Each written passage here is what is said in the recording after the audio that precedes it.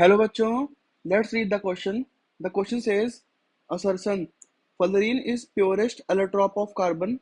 Reason, due to the absence of dangling bond. बच्चों सबसे पहले हम इस क्वेश्चन का की कंसेप्ट जान लेते हैं। इस क्वेश्चन का जो की कंसेप्ट होगा बच्चों वो होगा allotropes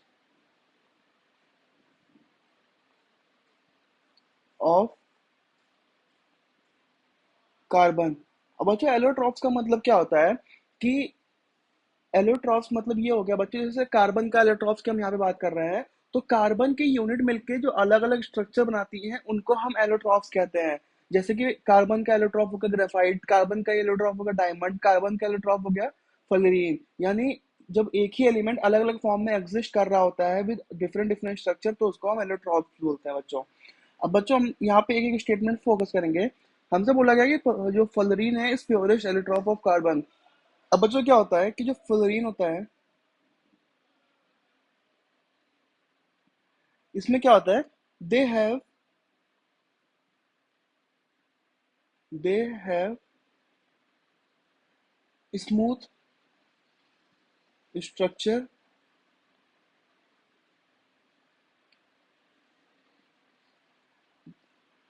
they do not have any type of swinging, they do not have any type of swinging. और बच्चों क्या होता है, इनका एक स्पॉन्जी केज लाइक स्ट्रक्चर होता है। इन रीजंस की वजह से बच्चों क्या होता है कि फ्लोरीन के स्ट्रक्चर में कोई भी इम्प्योरिटी प्रेजेंट नहीं होती है, इसलिए हम कहते हैं कि जो फ्लोरीन है हमारा, it is the purest allotrope of carbon. Therefore जो हमारी असर्शन स्टेटमेंट है बच्चों वो बिल्कुल करेक्ट है। अब हम हमारी रीजन स्टेटमेंट को फोकस करेंगे। तो रीजन में हमसे कह रहा है due to the absence of dangling bond.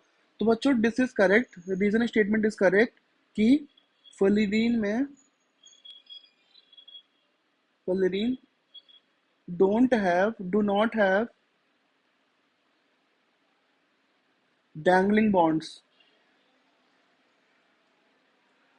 Dangling. अब बच्चों डैंगलिंग बॉन्ड क्या होता है, डैंगलिंग बॉन्ड ये एक ऐसा बॉन्ड होता है, they contain unsatisfied valence electrons. इसका मतलब ये हुआ कि मैं इसकी डेफिनेशन यहाँ पे लिखूं डैंगलिंग बॉन्ड की, तो बच्चों ये हो जाएगा, it is unsatisfied valency on an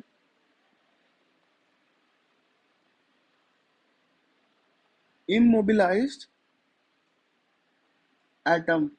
इसका क्या मतलब हुआ बच्चों कि जो हमारा फ्लोरीन है इसमें कोई भी अनपेयर्ड या एक्स्ट्रा इम्प्योर इलेक्ट्रॉन्स प्रेजेंट नहीं होते हैं जिसके कारण इसमें इम्प्योरिटी आ सके।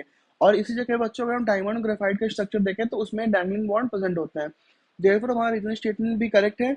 अब बच्चों अगर हम ऑप्शन मैच करें तो हमें ये दिख रहा है कि असर्शन स्टेटमेंट तो करेक्ट है, रीजन भी करेक्ट है, और रीजन ही करेक्ट एक्सप्लेनेशन है असर्शन का।